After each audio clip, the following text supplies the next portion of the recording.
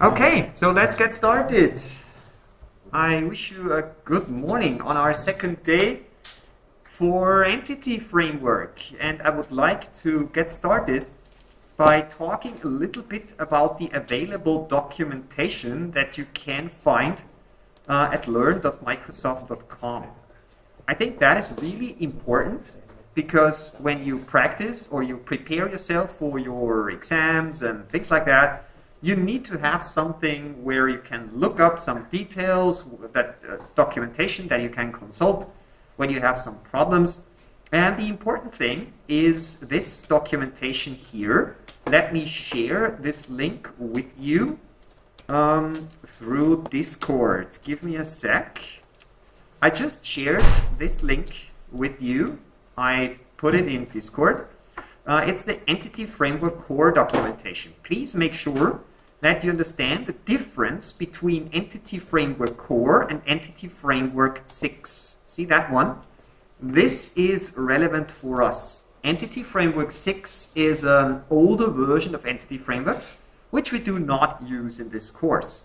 We are using Entity Framework Core. The current version of Entity Framework Core is Entity Framework Core 7. Just like we are working with .NET 7, we are working with Entity Framework Core 7. At the end of this year, in November, we will get Entity Framework 8. And if you are eager to know what Entity Framework Core 8 will bring, you can always take a look at the documentation. If we see each other next year, we will definitely switch to .NET 8. We will see. Now, inside of this documentation, you have one article that I showed you yesterday already. It's the EF Core overview. Here you see how to install this thing, how you create your first Entity Framework Core app, and so on. But what's even more important for you is this tutorial here. It says Entity Framework Core with Razor Pages, but make sure to understand that this framework, Razor Pages, is not the framework that we use. Razor Pages is good that you get an idea of how to build server-side web applications. It gives you a little bit of insight into how Entity Framework Core is used in web development, but it doesn't fit 100% to what we do because we build web APIs. Okay? So this tutorial is okay, but not perfect for our course. We will develop our own tutorials. Then, next thing is the different stages in how to use Entity Framework.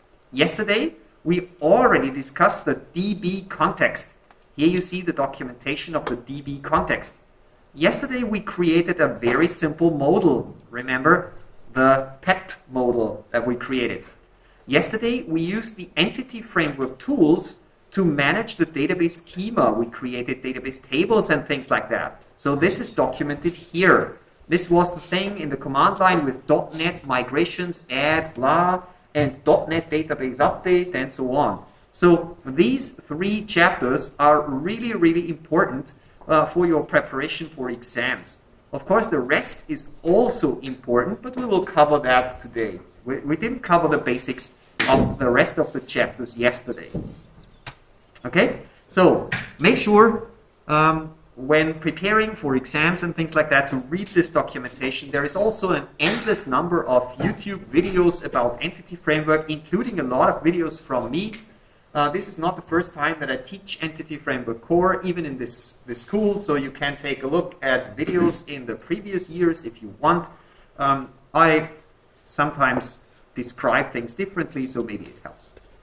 Okay, that was the documentation part.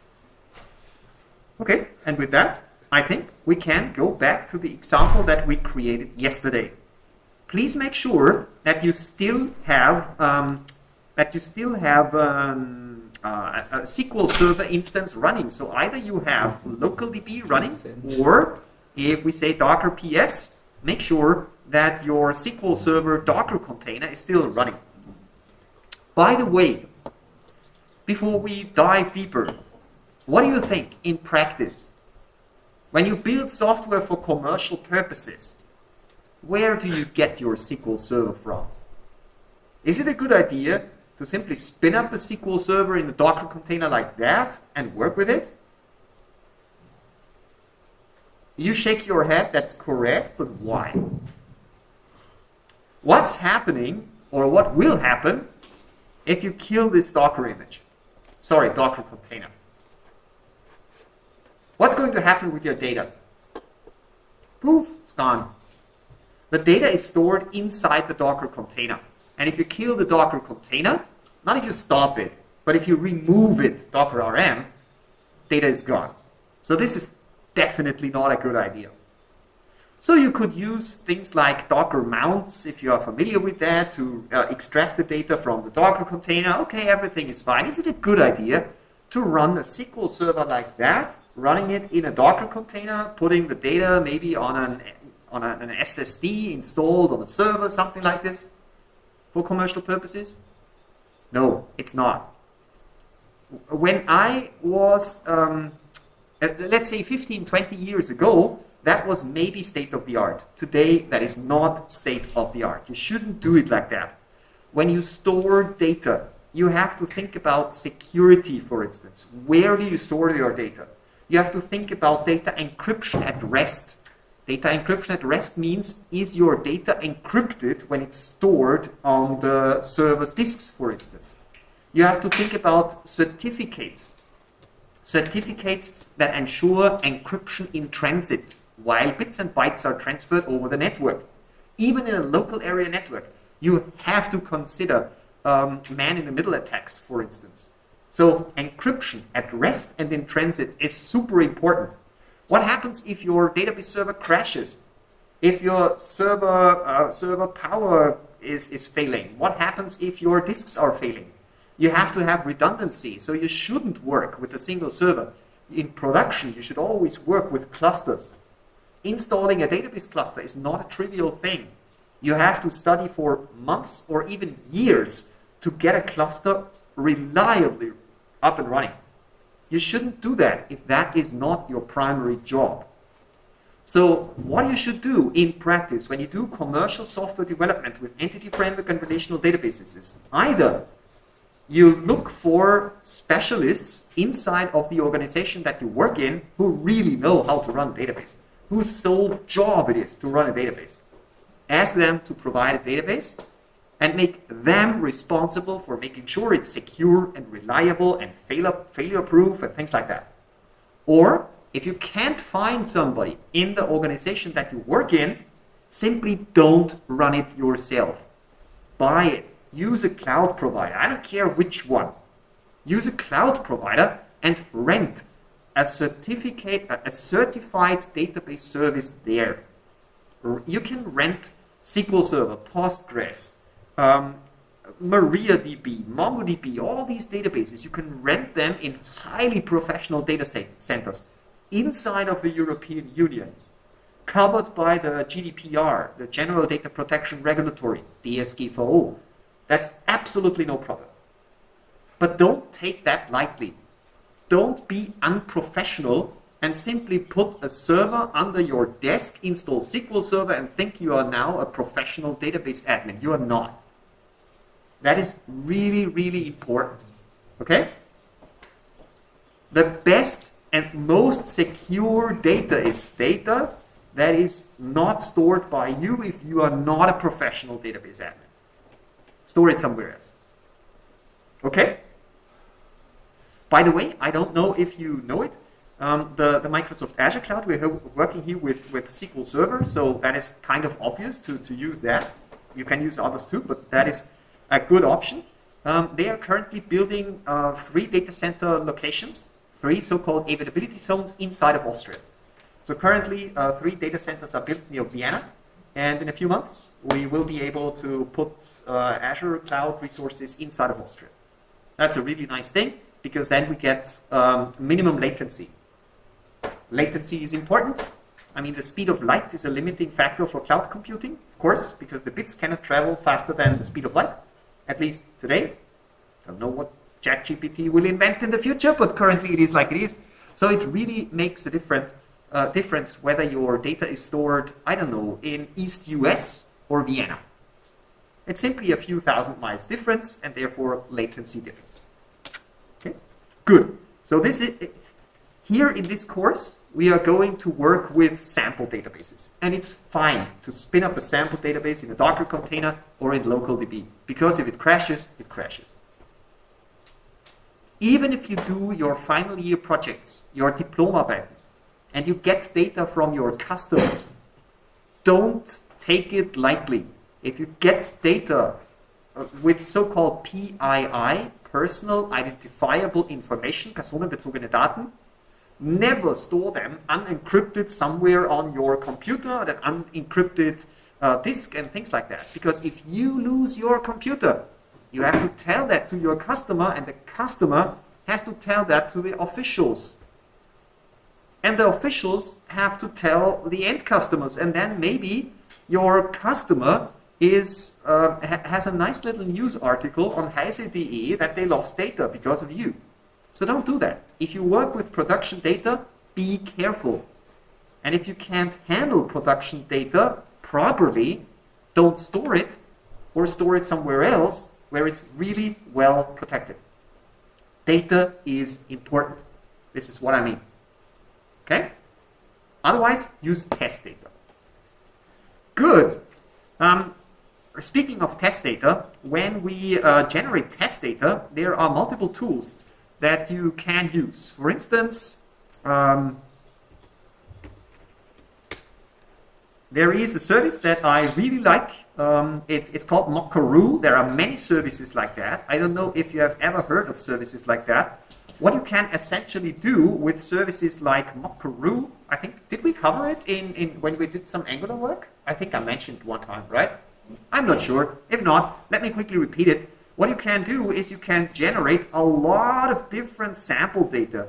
Do you need geodata? Do you need data about, I don't know, commerce or cars or health or personal or products? You can simply select some of these, and then you can say, I would like to have this data in CSV format, in JSON format, in SQL format, for instance. Let's take a look. You can specify a table name. See it here? And then at the end of the day, you simply say preview or generate, and what you will get is a SQL script where you can insert all the data in the database. Really nice, right? So if you do development and you created a database table and you need a few thousand rows of test data to see whether it works, use a service like Mockaroo. It works like a charm. If you would like to do that in C#, there is, for instance, a package which is called Bogus. Again, there are many different packages like that. Bogus makes it super simple to generate test data. See, it works something like that. You simply say, give me a faker for orders, and then you say how to generate the ID, the item, the quantity, and so on. And at the end of the day, you simply say, hey, generate these users. You see? Here you see test users.generate, and what you will get is generated test data. Bogus. Nice thing. There are other NuGet packages like that. So if you need to present your final year project or something like this, and you don't want to present an empty table, use tools like that to fill it up. And it could happen that during your exam, I tell you to fill your database with sample data, and then you can either invent your own code or use tools like that. We will practice that, don't worry. Okay? Nice. Good. Done. Now let's get back to code. Yesterday, let's quickly repeat what we did yesterday. Yesterday we did multiple steps. The first step was install SQL Server.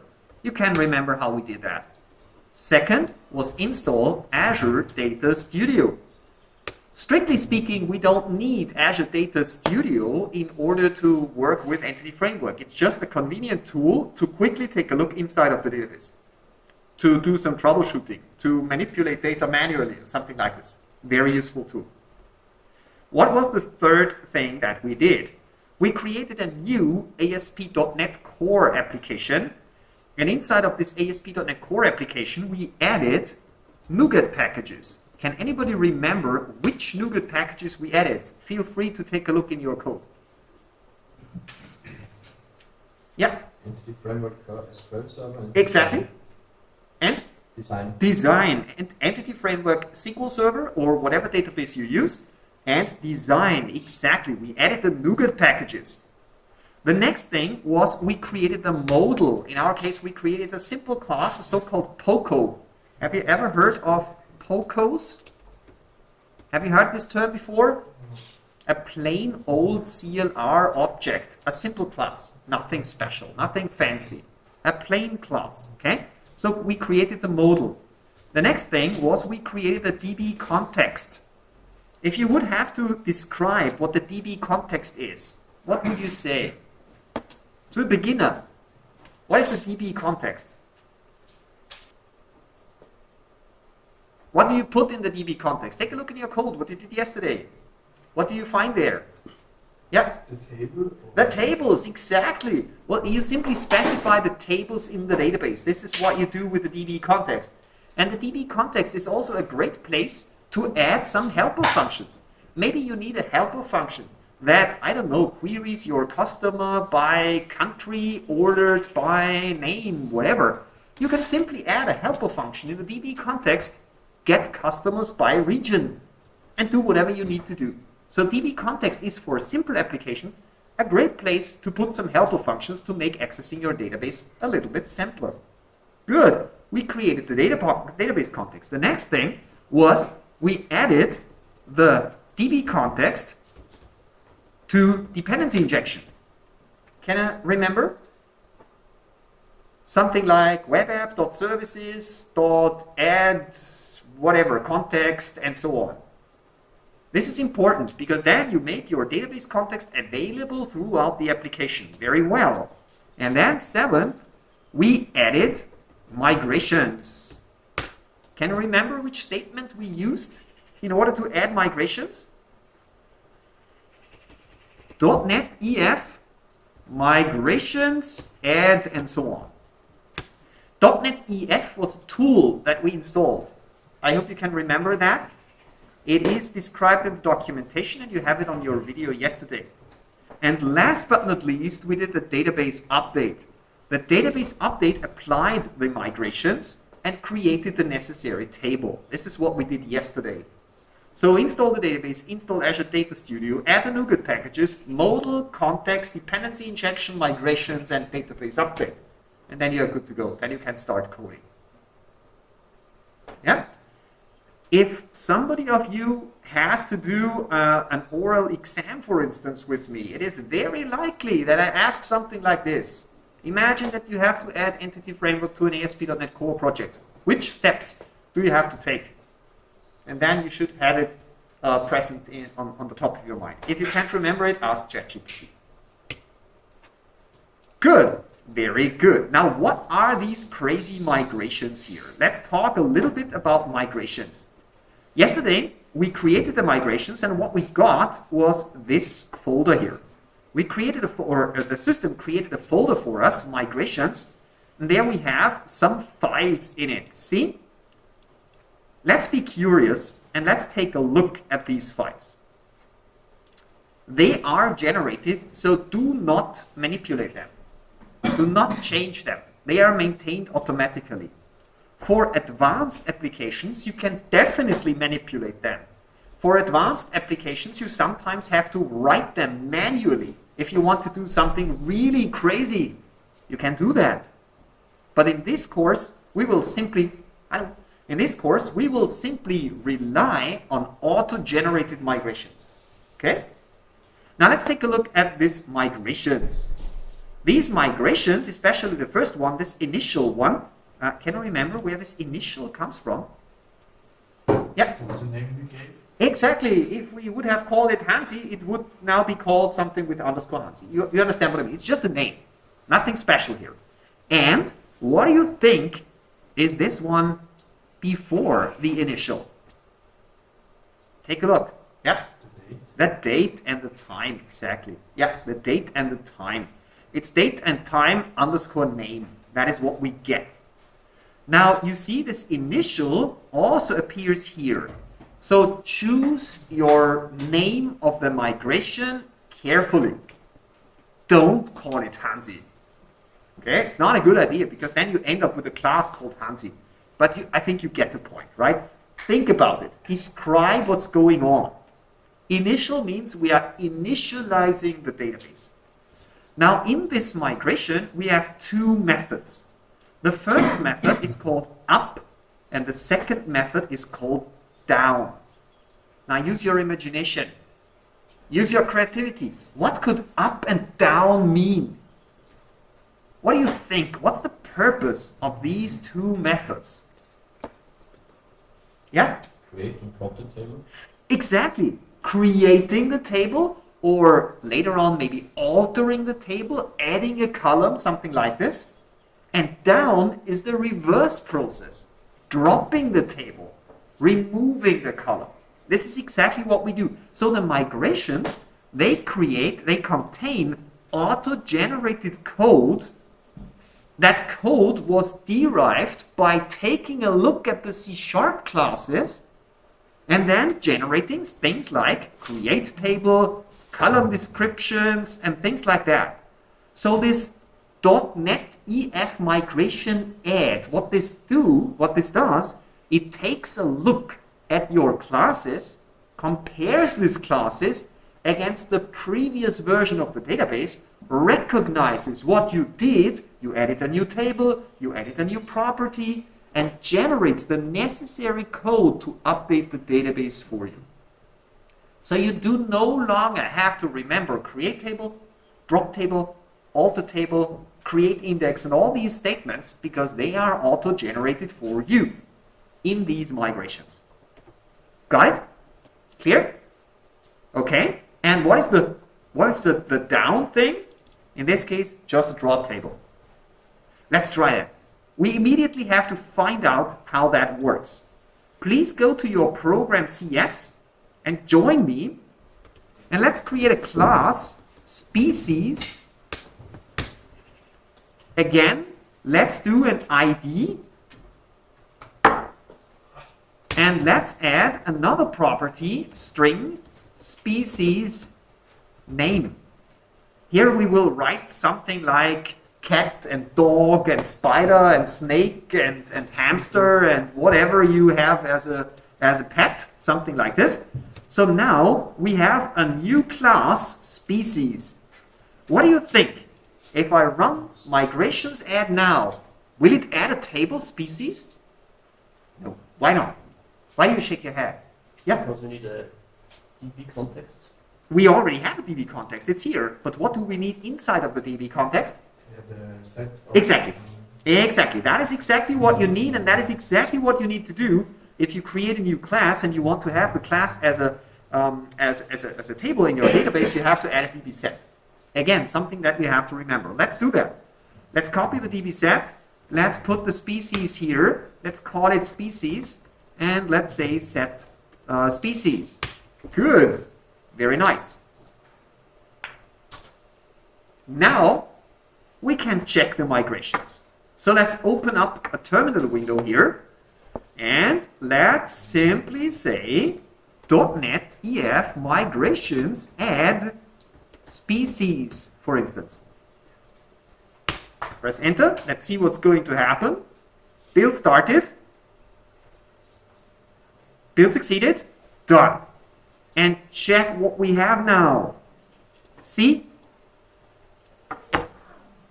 This is exactly what we want to have. Take a look at the species and take a look at the up and down. See?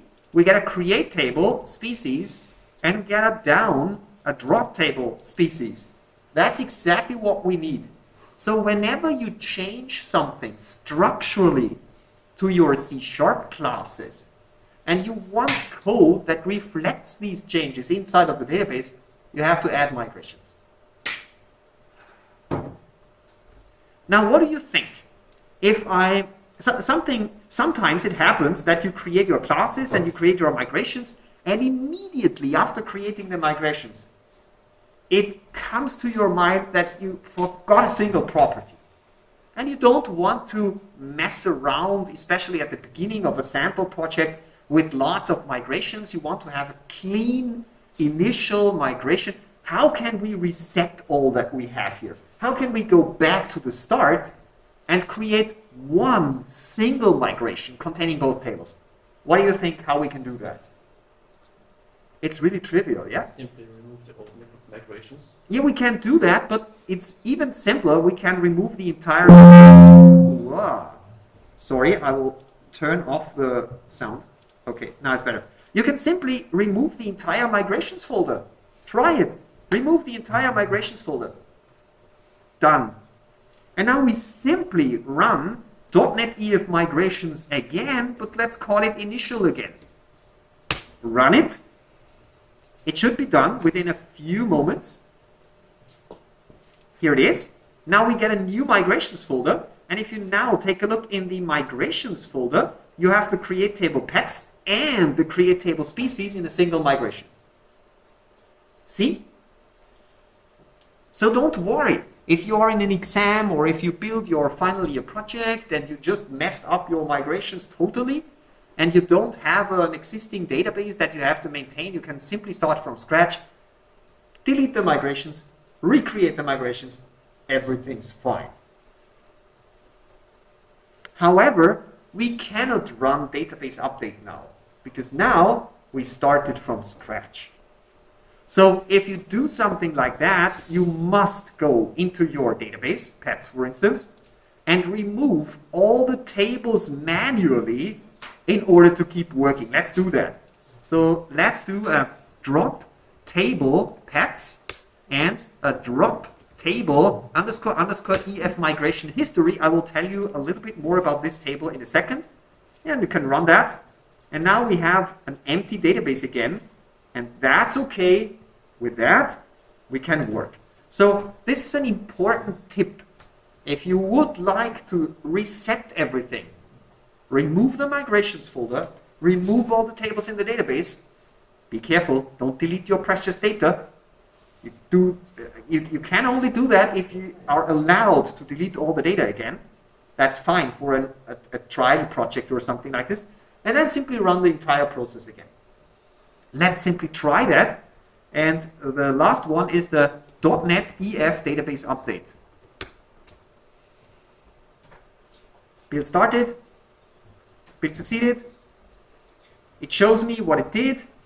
And if you take a look, we now have 2 tables. Looks good. Right? Let's take a look at the rest of the migrations folder. Let's take a look in the designer thing here. If you take a look, the designer contains some additional data describing the different properties and entities and so on. To be honest, it's not that interesting. It's really not that interesting. So the designer file, yeah, it contains some description of the database. And last but not least, we have a snapshot file. This snapshot file, as you can see it again, it again has the same properties and the same tables, and it describes it again, but from a little bit different viewpoint. I could go into more details why we have these two things, but I don't want to currently. Just trust me, it makes sense. These two files here are only relevant for auto-creating code. If you decide in a real-world project to write your migrations manually, sometimes you do that, then you don't care about these two things. They are just for code generation. Have you ever heard the term scaffolding? What is scaffolding? Yeah. I think you have different sections on the screen for the different parts. Like top bar, bottom bar. No, that's not. Maybe it's used in that context too, but it's not used in the context that we just do here. Scaffolding means that code is generated for you that you might afterwards edit if you want, if you have an advanced scenario. So we talk about scaffolding when we generate code with a tool. And this is exactly what we did here. Maybe it's also used in the context that you just mentioned, but I meant it with this code generation thing. So these are scaffolding tools. Okay, very good. So now we understand what migrations are, and I will mention it again, .NET EF, and inside of this EF we have on the one hand side migrations add, and on the other hand side database update. These are the two most important commands that you need to remember. You will need them in your exam, you will need them at the Matura, you will need to know about them in an oral exam. So these are two commands that you need to memorize. Now, there are additional possibilities for real-world applications. We will not do that in this course, but I want to mention it. .NET EF generate scripts. Here we are. Now, what you can do, instead of database update, you can generate a SQL script. What does that mean? Don't follow along, I will just show you, okay? So, I will execute exactly that one. And let's see what's going to happen. Okay, we get a SQL script. See that one? Let's take a look at this SQL script. See, here it is an SQL script that contains some if statements, checking whether the object already exists, and then, for instance, a create table statement. And it does these things inside of transactions. That's important. And if we scroll down a little bit, we create the pets, we create the species, and so on and so on. So what you can do with that is you can generate a SQL script and take this SQL script and send it to a database administrator. You have to understand that in real world, you as the developer, you typically don't have access to production databases, and you shouldn't have. Because if you have access to production databases, you can export the data and you can become a bad guy. So you are a security risk from the viewpoint of the company. Even if you are not going rogue, but even if you just make a mistake, you can simply make a mistake and use the production connection string instead of the development production string. And then you simply try a method which is called delete all data. And unfortunately, you delete all the production data and it's gone. So therefore, you shouldn't have access to production data normally. So therefore, somebody else, like a database administrator, is responsible for maintaining the production database server. But if you have your .NET EF database update script on your computer, how can you run it on the production server if you don't have access? You get the idea? For such cases, you can generate such a script. Take the script, send it to the DB admin, and tell the DB admin, please run it. Whenever you have time, whenever it fits. In real world, it's a little bit more complicated like that, but the general process works like that. Got it? Very good. There are even more advanced scenarios where you can create so-called migration bundles. They are super cool. What you get with migration bundles is you get real executable programs that your database admins can run. Kind of installer programs. It's really powerful, it's rather new. We will not talk about the details here. You can read all about it in the documentation. Good. That's that. So, we talked about migrations and applying the migrations. Yeah, and I'm pretty happy with that. Do you have any questions regarding the things that we just did? What migrations are, how you create them, when you have to add new migrations, what the up and down process is? Any questions regarding that? Okay, very good. So we have clarified all questions, hopefully. So we can take a closer look at the next step and talk about data modeling. I would say, let's talk a little bit more about data modeling.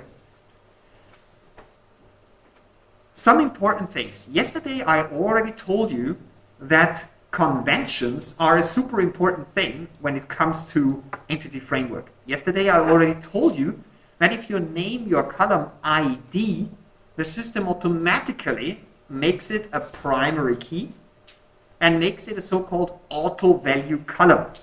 Let me show you what that means. Go in the Azure Data Studio. Let's take a look at the pets here. Here we see the ID.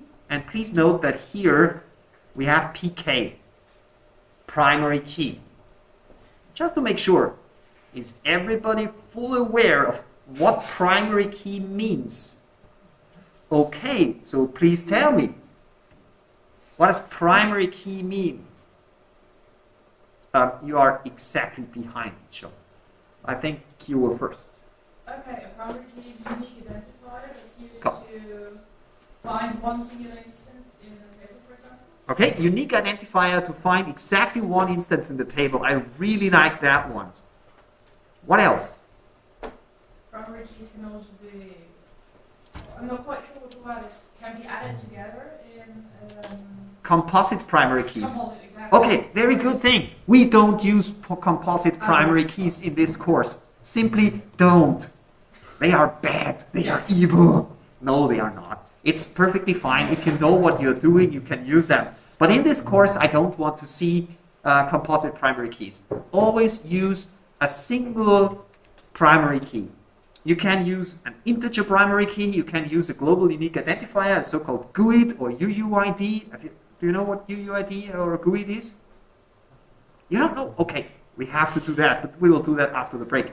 Yeah, but there is one additional aspect of primary keys. How does the database make sure that the primary key is a unique primary key? It's using a method that you probably know. I'll give you a hint. Trees. Any idea? Beat trees. Ever heard of beat trees? Ever heard of indexes? That's exactly what's going to happen. If you create a primary key, the system will automatically generate a so-called clustered unique index. Do you have an idea in databases what an index is? How indexes work? Did you cover that in one of the courses, in one of your previous courses? Little bit, maybe. Data structures, indexes. Okay. Then we will quickly repeat that after the break. So it will not be relevant. Yes, it is relevant for Entity Framework. It will not be specific to Entity Framework, but we will quickly repeat what an index is. But maybe you have an idea what an index is, at least roughly. After the break, I will show you more. So by naming this thing ID, we really get a primary key, which is, as stated correctly, a unique identifier for a row, and we get a so-called clustered index. So the system is very, very fast for finding a single row in this database by having the ID. Even if you have millions and millions of pets inside of this database, if you know the ID, you will be able to retrieve a single pet very, very fast. It's the fastest way of looking up a row. So that is the ID here. Now let's take a look at the other things here. The next column here is a string. So the resulting data type is an nvarchar. See that one? What do you think does this data type mean? Nvarchar max. Guess from the context. Yep. Maybe max refers to the length it's allowed to store. Exactly. You are allowing to store as many characters as the database can handle inside a character field. Correct. What does varchar mean? Yeah? It's a database version of a string. It's what? It's a database version of a string. It's a database version of a string, yes, but what does the word var mean? Variable character. Variable character, maybe? Any idea? Variable length. If you store 3 letters in this column, it will only store 3. And if you insert 10 letters in this column, it will only store 10. If you would remove this var and you would say char 10, for instance, it will always store 10 characters. If you write only 2 characters in this field, the rest is blanks. Got it? Variable length string. All right. And last but not least, what is the n? Can you guess it?